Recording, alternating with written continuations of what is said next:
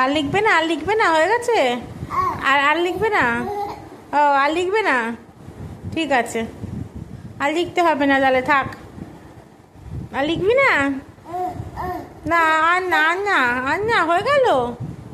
পড়াশোনা হয়ে গেল? বাবা,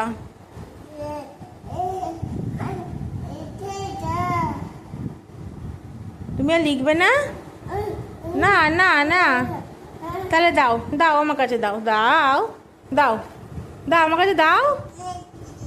তুমি তো বলে লিখবে না, দাও আমাকে, দাও দাও দাও। দিবি না?